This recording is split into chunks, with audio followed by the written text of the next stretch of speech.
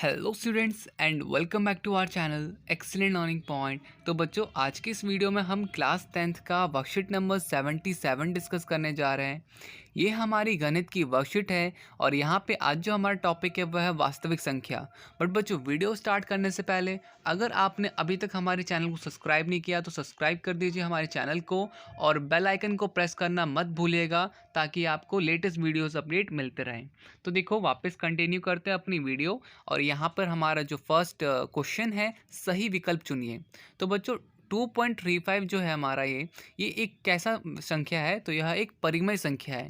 I hope आप सबको इतना अब पता चल चुका होगा कि परिमेय संख्या क्या होती है, अपरिमेय संख्या क्या होती है। अगर आपको ये नहीं पता तो हमारी पिछली वीडियो को ज़रूर देखना, पिछली वर्कशीट ज़रूर देखना, उसमें मैंने अच्छे समझाया हुआ है। अब सेकंड क्वेश्चन में आपको जो संख्या दे रखी है, ये बार एक तो ये ख़त्म नहीं हो रही है और दूसरा ये रिपीट भी नहीं हो रहा है। ठीक है, तो ऐसी संख्या को क्या कहते हैं? ऐसी संख्या को अपरिमेय संख्या कहते हैं। ठीक है बच्चों, तो हमारा फर्स्ट का और फर्स्ट में फर्स्ट पार्ट और सेकंड पार्ट हो गया। थर्ड पार्ट देखते हैं। n की किस छोटी सी छोटी प्राकृतिक संख्या के लिए 24 का जो बच्चों 24 के ऊपर n का जो दे रखा है पावर 8 से विभाज्य होगा। तो बच्चों यहाँ पर एक आंसर आएगा। ठीक है, अगर हम 24 की पावर 1 कर देंगे तो ये 8 से हमारा विभाज्य हो सकता है। ठीक है, इसके बाद अब प्रश्न करते हैं प्रश्न 2। तो प्रश्न 2 बच्चों देखो, यहाँ पर है निम्न संख्याओं को अभाज्य गुणनखंड के गुणज के रूप में लिखिए। तो देखो बच्चों, इसका आंसर शीट पे आते हैं। तो बच्चों देखो, सबका यहाँ पे हमें गुणनखंड करना है। तो देखो यहाँ पर मैंने सबका कर रखा है करके। अब 140 का अगर हम करेंगे तो 2 से 7 पे भाग लगेगा हमारा। ठीक है, 140 आ जाएगा, फिर 2 से 35 पे, फिर 5 से 7 पे और इसी तरह 7 एकम 7 हमारा ये ख़त्म हो जाएगा। तो इस तरह से आपको आंसर देना है 140 2 गुना 2 गुना 5 गुना 7। ठीक है, तो ये हमारा इस तरह से आंसर आ जाएगा। सेकंड वाला बच्चों देखो, सेकंड वाले में मैं पहले बता देता हूँ कि यहाँ पे मैंने एक मिस्टेक कर दी है, यहाँ पे 2 आएगा। ठीक है, गलत उतारने से पहले ही मैं बता देता हूँ आपको कि यहाँ पे बच्चों 2 आएगा और इसके बाद यहाँ पर भी हमारा 2 आएगा और ये काटने के बाद आप यहाँ पे 2 का स्क्वायर इंटू 3 इंटू 13 कर लीजिएगा। ठीक है, ओके बच्चों। तो यहाँ पे देखो 156 जो है हमारा 2 इंटू 78 आ जाएगा, फिर 2 से आप वापस भाग लगाओगे तो 39 आएगा, फिर 3 से 13 और 13 से 1। ठीक है, तो इस तरह से हमारा ये आंसर हो जाएगा। मैंने जो जो ये मिस्टेक करी थी मैंने आपको बता दी कि ये आपका करेक्ट आंसर होगा। ठीक है, इसके बाद आते हैं अपने थर्ड पार्ट पे, सेकंड क्वेश्चन के थर्ड पार्ट पे। तो 3825 था। ठीक है, 3825, तो यहाँ पे हमारा 765 हो जाएगा। ठीक है, 5 से हम करेंगे तो 765, फिर 5 से हम डिवाइड करेंगे तो 153 आएगा। अब इसके बाद बच्चों नहीं जाता तो हम 3 से करेंगे 51, 3 से करेंगे 17, 17 से 1। तो हमारा कुछ इस तरह से हमारा इसका भी आंसर आ जाएगा। 5 की पावर 2 लिख देंगे, 3 की पावर 2 लिख देंगे और 17। ठीक है, इस तरह से हमारा सेकंड क्वेश्चन खत्म होता है। अब थर्ड क्वेश्चन पे आते हैं। थर्ड क्वेश्चन क्या दे रखा है? थर्ड क्वेश्चन दे रखा है कि एचसीएफ अगर हमें दिया है एचसीएफ 9, तो एलसीएम 306 और 657 का ज्ञात कीजिए। तो बच्चों देखो, यहाँ पर हमारा फॉर्मूला क्या होता है? हमारा सूत्र होता है एचसीएफ गुना एलसीएम और दोनों संख्याओं का गुणनफल। ठीक है, तो हमें दोनों संख्या कौन सी दे रखी थी? हमें एक दे रखा था 306 और एक दे रखा है 657। ठीक है, तो हमें एचसीएफ भी दे रखा है, सिर्फ क्या निकालना है? सिर्फ एलसीएम निकालना है। ठीक है, तो यहाँ पर एलसीएम और ये 9 जो है वो 9 नीचे आ जाएगा। यहाँ पर 9 से आप इसे काटोगे 306 को तो 34 आ जाएगा। 34 को गुना कर देना 657 से तो आपका 2238 आ जाएगा। तो ये भी बच्चों हमारा ये वाला क्वेश्चन हो जाता है थर्ड क्वेश्चन। फोर्थ क्वेश्चन पे आते हैं। फोर्थ क्वेश्चन क्या है? फोर्थ क्वेश्चन दे रखा है, स्पष्ट कीजिए कि 7 गुना 11 गुना 13 प्लस 13 और 7 गुना 6 गुना 5 4 और 4 गुना 3 2 1। बच्चों इस तरह से देखो, आप क्वेश्चन में दिख ही रहा होगा, +5 एक भाज्य संख्या है। तो बच्चों देखो किस तरह से हम यहाँ पर करेंगे। तो एक आप देखो यहाँ पर आपको दिख रहा होगा कि आप पहले ये देखना कि इन नंबरों में और इन नंबरों में, ठीक है, इन दोनों नंबरों में 13 कॉमन आता है, 13 दोनों में समान आता है। तो हम 13 को अलग से लिख लेते हैं, फिर 7 11 और 1 हम लिख लेंगे यहाँ पर। ठीक है, इसके बाद देखो हमने यहाँ पे क्या किया, हमारे पास इसको मल्टीप्लाई कर देंगे 77 आ जाएगा, 1 से ऐड कर देंगे 78 आ जाएगा। 78 को अगर हम थोड़ा और छोटा करें, 78 को हम लिख सकते हैं 13 इंटू 6। ठीक है, तो बच्चों ये देखो हमारा ये आ जाएगा क्या कि ये हमारा अंत आप लिख दोगे ये कि ये हमारा भाज्य संख्या है। ठीक है, इसके बाद देखो हमारा दूसरा जो दे रखा था 7 गुना 6 गुना 5 4 3 2 गुना 1 ऐसा करके फिर +5, तो इसमें देखो मेरे को क्या दिखा, मेरे को 5 दिखा और 5 दिखा, तो 5 मैंने कॉमन ले लिया, फिर बाकी नंबर को रहने दिया। ठीक है, इन सबको आप मल्टीप्लाई कर देना। ठीक है, तो यहाँ पर बच्चों ये इस तरह से ये वाला भी हो जाएगा हमारा। अंत आप लिखोगे दोनों ही संख्या हमारी अभाज्य संख्या हो गई। इसके बाद अब हमारा जो फिफ्थ क्वेश्चन है,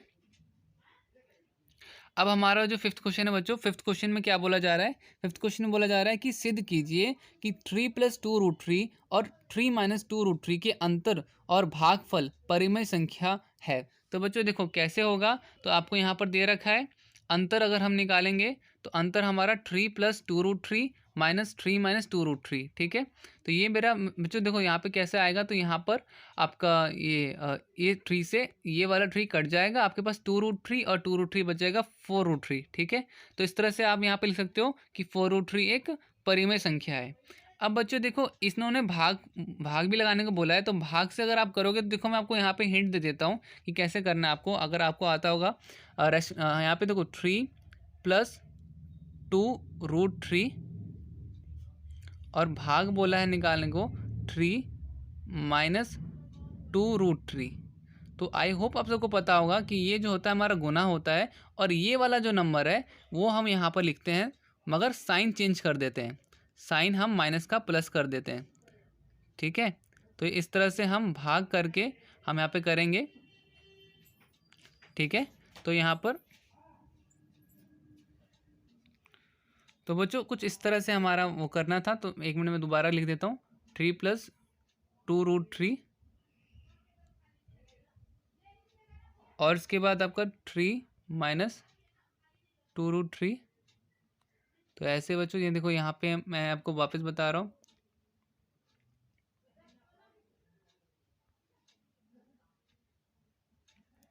ठीक है, तो देखो यहाँ पर हमारा ऊपर वाला मल्टीप्लाई हो जाएगा, ऊपर वाला मल्टीप्लाई आप करोगे पूरा, और इसके बाद नीचे वाले से मल्टीप्लाई करोगे, फिर इसके बाद जो भी आंसर आपका फाइनल आता है वो आपको लिख के दिखाना है यहाँ पर। ठीक है, तो इस तरह से आप कर लीजिएगा, काफ़ी मतलब छोटा हमने कर रखा है ऑब्वियसली, तो ये पूरा कर लीजिएगा। इसके बाद हम नेक्स्ट क्वेश्चन करते हैं। नेक्स्ट क्वेश्चन आपको लिखा हुआ है सिद्ध कीजिए कि 6 + √2 एक परिमेय संख्या है। तो 6 + √2 एक परिमेय संख्या है, अपरिमेय संख्या है, तो हम देखो यहाँ पे सिद्ध कैसे करेंगे। तो देखो सिंपल सा क्वेश्चन है, क्या करेंगे, माना कि 6 + √2 एक परिमेय संख्या है। 6 + √2 = हम a/b कर देंगे, जहाँ a और b सहअभाज्य संख्या है तथा b 0 के बराबर नहीं होगा। ठीक है, अब देखो √2 को हमने क्या कर दिया, √2 को हमने किसके बराबर कर दिया, √2 को हमने a - b ये 6 हमने इधर ले गए। ठीक है, -6 के बराबर कर दिया। हमें पता है कि √2 एक अपरिमेय संख्या है, लेकिन a और b और 6 जो है परिमेय संख्या है, तो मतलब कि बच्चों दोनों एक दूसरे के बराबर हो नहीं सकता। अंत हमारा अनुमान गलत है और 6 + √2 एक परिमेय संख्या है। ठीक है, तो इस तरह से बच्चों यहाँ पर हमारा इसका उत्तर हो जाएगा। ठीक है, इसके बाद क्वेश्चन नंबर 7 बच्चों, क्वेश्चन नंबर 7 देखो वैसे तो सिलेबस में है नहीं, दे रखा है पता नहीं, बट फिर भी मैंने लिखवा दिया है, कोई इतना बड़ा क्वेश्चन तो है नहीं। लिखा हुआ दर्शाइए एक प्रत्येक धनात्मक सम पूर्णांक 2q तथा प्रत्येक धनात्मक विषम पूर्णांक 2q + 1 के रूप का होता है, जहाँ q कोई पूर्णांक है। तो बच्चों देखो यहाँ पे हम यूक्लिड डिवीजन लेमा लगाते हैं, a = bq + r, माना a कोई धनात्मक पूर्णांक है तो b का वैल्यू हम 2 ले लेते हैं, तो r जो होगा हमारा 0 और 1 होगा, क्योंकि ये बच्चों देखो यहाँ पे है ना, r जो होगा 0 से कम और बराबर हो सकता है और 2 से छोटा होगा, तो ये हमने यहाँ पे लिख रखा है। तो इस तरह से बच्चों सिंपल से हमारा ख़त्म हो जाता है। ठीक है, हमने एक बारी r को 0 मान के कर लिया और एक बारी r को हमने 1 मान के निकाल दिया। ठीक है, तो एक हमारा आ गया बच्चों धनात्मक विषम, और एक आ गया एक आ गया सम पूर्णांक विषम, पूर्णांक, और एक विषम पूर्णांक। ठीक है, तो इस तरह से ये हो गया हमारा। अब यहाँ पर प्रश्न 8 पे आते हैं। प्रश्न 8 पे, तो प्रश्न 8 है बच्चों की वह बड़ी से बड़ी संख्या ज्ञात करें जिसमें 245 और 1029 को विभाजित करने पर प्रत्येक स्थिति में शेषफल 5 प्राप्त हो। तो बच्चों क्या बोला जा रहा है कि वो बड़ी से बड़ी संख्या, तो कई सारे बच्चे क्या कर देते हैं, कई सारे बच्चे कर देते हैं हम एचसीएफ निकाल देते हैं डायरेक्टली किस नंबर का। तो कई सारे बच्चे 245 और 129 का एचसीएफ निकाल देते हैं। बट उन्होंने बोला है 5 शेषफल बचना है, मतलब कि 5 बचेगा ही बचेगा। तो हमने दोनों में से 5 माइनस कर दिया, ठीक है। दोनों में से 5 माइनस कर देंगे, 240 आएगा और 1024 आएगा। फिर हम एक एक करके 240 का, ठीक है, 240 का और फिर उसके बाद क्या कहते हैं 1040 का गुणनफल निकालेंगे। तो देखो यहाँ पे गुणनफल हम निकालेंगे तो 120 आएगा, फिर 60 आएगा, फिर 30 आएगा, फिर 15 आएगा, फिर 5 आएगा। 1024 का भी बच्चों इसी तरह से आपको निकालना है, ठीक है। तो आपका 512, 256, 128, 64, 32, 16, 8, 4, 2, 1। फिर यहाँ पे बच्चों इन दोनों नंबर का हमें एचसीएफ निकालना है, ठीक है। तो ये इस तरह से हमने दोनों का, इन चारों में कॉमन आ रहा था 240 का हमने लिख दिया पहले तो सारा, 1024 का भी लिख दिया, फिर इसमें जो कॉमन आ रहा है तो वो हमने यहाँ पे लिख दिया, ठीक है। तो इस तरह से हमारा ये वाला प्रश्न भी हो जाएगा। अब इसके बाद हमारा जो नेक्स्ट बच्चों क्वेश्चन है वो क्या है वो देख लेते हैं। तो नेक्स्ट क्वेश्चन जो दे रखा है वो है कि वह बड़ी से बड़ी संख्या, नहीं सॉरी, 9वां क्वेश्चन है कि 24, 15, 16 द्वारा विभाजित 6 अंकों की सबसे बड़ी संख्या ज्ञात कीजिए।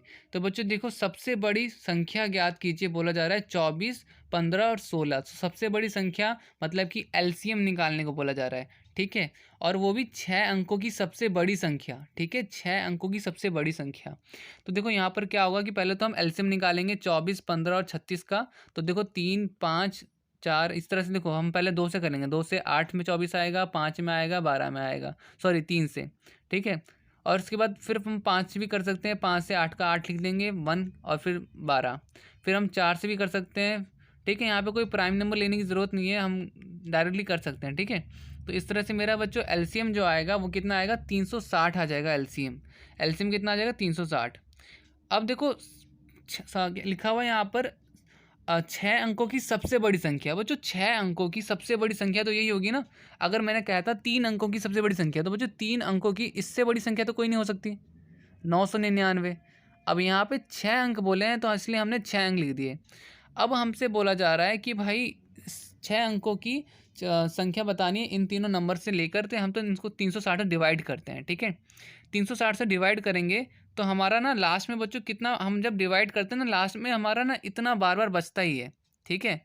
अब जबकि ये तो पूरा हमारा आना चाहिए, तो हम यहाँ पर क्या करते हैं कि 3 जो संख्या 6 जो हमारी संख्या है ना, 6 डिजिट वाली संख्या, ठीक है। तो ये 6 अंकों वाली जो संख्या थी उसमें से हम इतना माइनस कर देते हैं और हमारा आंसर फिर ये आ जाएगा, ठीक है। 6 अंकों वाली हमारी ये संख्या हो जाएगी, ठीक है। जो कि किससे, तो जो कि आपका 360 से विभाजित है, ठीक है।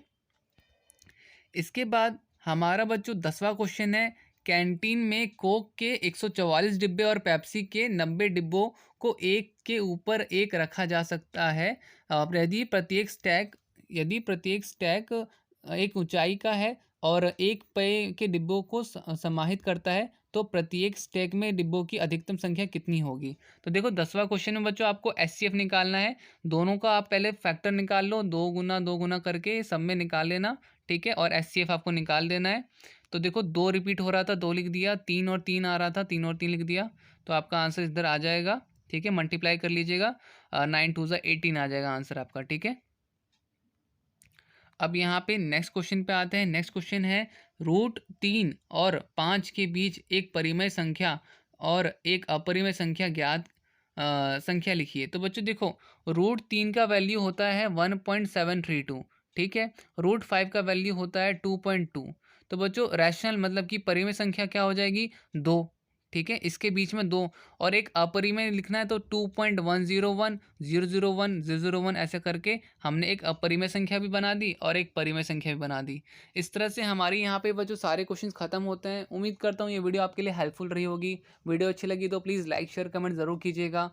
आज की वीडियो में इतना ही, मिलते हैं नेक्स्ट वीडियो में, तब तक के लिए bye bye and take care.